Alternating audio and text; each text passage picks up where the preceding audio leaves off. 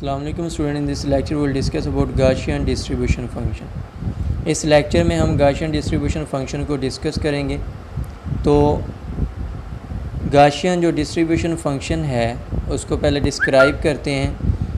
It states that ये इसके मुताबिक जो है, अगर हमारे पास जो है large number of random variables को हम ऐड करें और जो सम है डिस्ट्रीब्यूशन का वो अप्रोक्सीमेटली नॉर्मल होगा अंडर सर्टेन कंडीशन।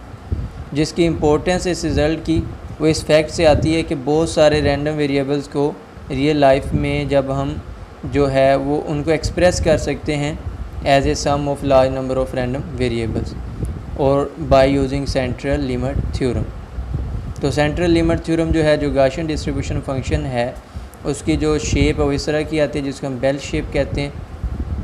और रियल लाइफ के अंदर हम लेट्स सपोज एक चीज़ के मेजरमेंट ले रहे हैं क्वांटिटी की, और हम नंबर ऑफ़ मेजरमेंट्स ले रहे हैं और उसकी वैल्यूज़ जो हैं वो वेरी कर रही हैं, और वो मीन वैल्यू के जो है राउंड अबाउट जो है वो वेरी कर रही हैं। तो इस तरह से हमारे पास जो है इस तरह से वो बेल शेप वैल्यूज़ आई। पहले वो इंक्रीज़ कर रही हैं और हाईएस्ट हो जाती हैं, फिर वो जो है वो डिक्रीज़ करना शुरू कर देती हैं। तो सिमेट्रिक हमारे पास एक बेल कर्व शेप आती है। तो यहाँ पे जो है इसका प्रोबेबिलिटी डिस्ट्रीब्यूशन फंक्शन देखते हैं गाशियन डिस्ट्रीब्यूशन के लिए। तो कंसीडर करते हैं कि क्लोज सिस्टम है और एक फ़िज़िकल क्वांटिटी x है जो पूरे सिस्टम को या सिस्टम के पार्ट को रिप्रेजेंट कर रही है, और ये सपोज़ करते हैं उसकी मीन वैल्यू जो है वो ज़ीरो है। अगर जो इंट्रोपी है सिस्टम की वो उसको हम as a function of energy ले सकते हैं। एंट्रोपी जो है वो फंक्शन ऑफ एनर्जी होती है सब सिस्टम की, और ये जो फंक्शन है ES वो हमें प्रोबेबिलिटी डिस्ट्रीब्यूशन देगा इन एनर्जीज़ के लिए। तो प्रोबेबिलिटी को हम रिप्रेजेंट करेंगे ओमेगा x dx से। तो ओमेगा x जो है हमारे पास आ जाएगी कांस्टेंट, और हमारे पास जो फंक्शन है ES। तो इस तरह जो है प्रोबेबिलिटी जो है इस फॉर्मूले से हम इक्वेशन 1 से निकालेंगे। अब ES की वैल्यू यहाँ पे पुट करेंगे हम। तो जो क्वांटिटी x है वो क्लासिकल बिहेव करेगी, लेकिन इसका मतलब ये नहीं है कि होल सिस्टम जो है वो क्लासिकल होगा। और दूसरी जो क्वांटिटीज़ होंगी,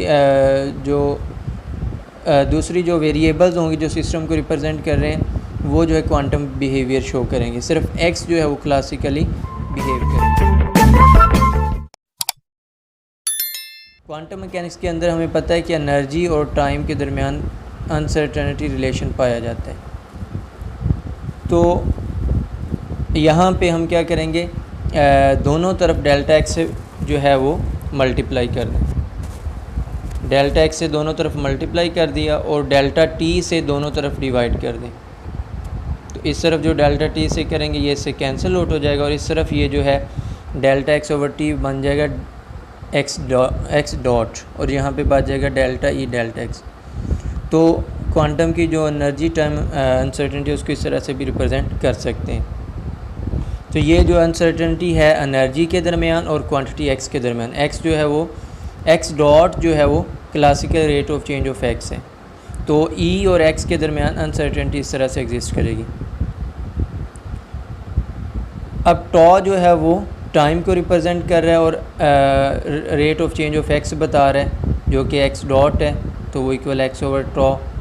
और डेल्टा E जो है और डेल्टा x डॉट को हम लिख लेंगे x ओवर टॉ के इक्वल। तो x जो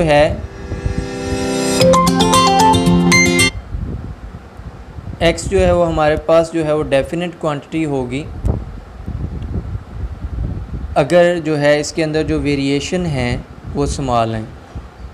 तो x जो है डेफिनेट होगी अगर डेल्टा x में जो चेंज है वो लेस देन x हो, तो वेरी नेग्लिजिबल चेंज हो तो x डेफिनेट हो जाएगी। और डेल्टा E जब डेल्टा x स्मॉल होगी तो अनसर्टेनिटी रिलेशन से ये चीज़ स्मॉल होगी अनसर्टेनिटी x के दरमियान x में, तो डेल्टा E में जो अनसर्टेनिटी है वो लार्ज हो जाएगी। तो डेल्टा E जो है वो greater than h cut over tau हो जाएगा। तो जो क्वांटम अनसर्टेनिटी है एनर्जी की वो लार्ज होगी इन comparison with h cut over tau. तो यहाँ से हम देख सकते हैं कि जो एनर्जी में अनसर्टेनिटी वो ज़्यादा हो जाएगी। यहाँ पे हमने कहा कि अनसर्टेनिटी अगर पोजीशन के अंदर x के अंदर कम होगी इस क्वांटिटी के अंदर, तो डेल्टा E के अंदर फिर इस रिलेशन से क्या होगा, ज़्यादा हो जाएगी। तो एंट्रोपी ऑफ द सिस्टम जो है फिर ई एनर्जी और एंट्रोपी दोनों रिलेटेड हैं, प्रोपोर्शनल हैं, तो डेल्टा एस जो है वो भी greater than H cut over T into tau होगी।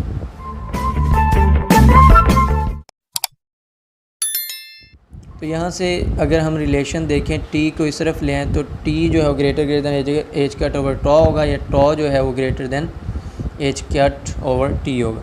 तो जब टेम्परेचर बहुत ज़्यादा लो हो या एक्स जो है वो रैपिडली वेरी करे, फ्लक्चुएशन हो उसमें रैपिडली, तो वो थर्मोडायनामिकली ट्रीट नहीं की जा सकती।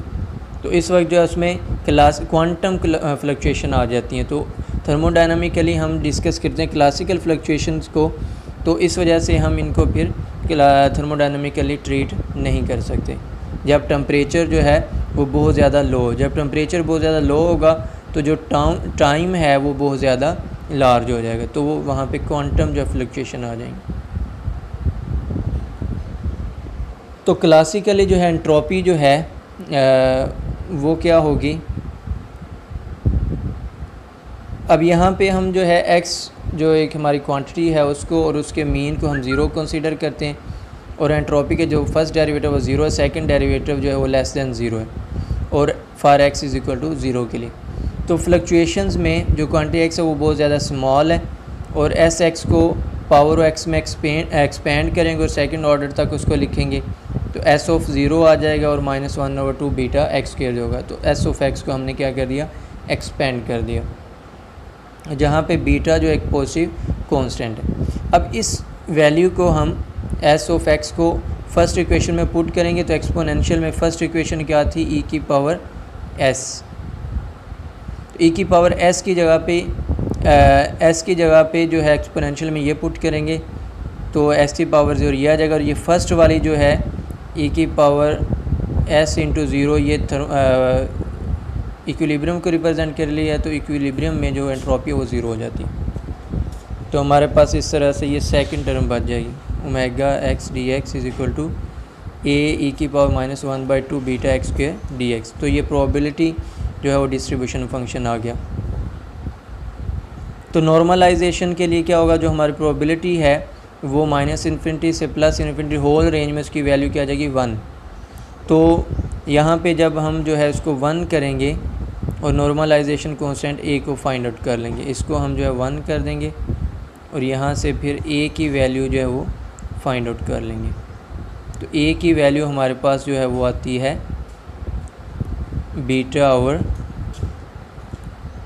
2 पाई अंडर रूट। तो a की वैल्यू नॉर्मलाइजेशन कांस्टेंट की वैल्यू हमारे पास आ गई beta over 2 pi under root. तो यहाँ से जो है a की जगह पे हमने उसकी वैल्यू पुट कर दी, तो हमारे पास ये डिस्ट्रीब्यूशन फंक्शन आ गया। सो ये जो है डिस्ट्रीब्यूशन फंक्शन है गॉसियन डिस्ट्रीब्यूशन फंक्शन के लिए। और मीन स्क्वायर जो फ्लक्चुएशन अगर हमने क्वांटिटी x की फाइंड करनी है तो ये मीन स्क्वायर है, और फ्लक्चुएशन जो है मीन स्क्वायर के लिए हम क्या करेंगे, इस क्वांटिटी को लिखेंगे और जो प्रोबेबिलिटी डिस्ट्रीब्यूशन फंक्शन है उसको लिखेंगे और -∞ से इन्फिनिटी तक इंटीग्रेट कर देंगे। तो उसकी value at the and solve करने से 1 बीटा आ जाएगी। तो बीटा की वैल्यू क्या आ जाएगी यहाँ से 1 एक्स स्क्वायर मीन। तो जहाँ जहाँ पे प्रोबेबिलिटी डिस्ट्रीब्यूशन फंक्शन में बीटा है वहाँ पे 1 एक्स स्क्वायर मीन पुट कर देंगे। तो यहाँ पे बीटा था beta over 2 pi under root आ रहा था हमारे पास, तो बीटा की वैल्यू क्या आ जाएगी 1 x square mean under root, तो नीचे आ जाएगी। इसी तरह यहाँ पे भी बीटा था ऊपर माइनस बीटा एक्स स्क्वायर, तो बीटा की वैल्यू आ गई -1 x square mean under root. तो इस तरह से बीटा की वैल्यू पुट करने के बाद हमारे पास ये गॉसियन डिस्ट्रीब्यूशन फंक्शन आ जाएगा। तो ये हमारे पास जो है वो एंड रिज़ल्ट था गॉसियन डिस्ट्रीब्यूशन फंक्शन का। तो इस तरह से हम अगर एक दफ़ा हमारे पास डिस्ट्रीब्यूशन फंक्शन आ जाए तो हम उससे कोई भी थर्मोडायनामिक प्रॉपर्टी फाइंड आउट कर सकते हैं। तो इसकी प्रॉपर्टीज़ क्या हैं गॉसियन ये नॉर्मल डिस्ट्रीब्यूशन फंक्शन की, इसमें जो मीन मीडियन और मॉड होते हैं वो सेम होते हैं। हम इसके जो है फंक्शन से देख सकते हैं ये मीन मीडियन और मीन मॉड जो है वो तीनों एक ही पॉइंट पे आ रहे हैं, और जो कर्व और सिमेट्रिक होता है सेंटर से, तो जिस सिमेट्रिक हो रहा है हमारे पास जो है सेंटर से इस तरफ भी उसी तरह से इस तरफ भी, और जो हाफ वैल्यूज़ जो हैं वो लेफ़्ट साइड पे एग्जिस्ट करती हैं और हाफ वैल्यू जो है वो राइट साइड पे एग्जिस्ट करती हैं। और जो इस कर्व के अंडर जो एरिया होता है वो इक्वल टू 1 होता है, यूनिटी होता है। तो ये प्रॉपर्टीज़ थी गॉसियन डिस्ट्रीब्यूशन फ़ंक्शन की, और ये गॉसियन डिस्ट्रीब्यूशन फ़ंक्शन है। तो आज हमारा यही टॉपिक था। नेक्स्ट इंशाल्लाह अगले लेक्चर में डिस्कस करेंगे। ओके जी, अल्लाह हाफ़िज़।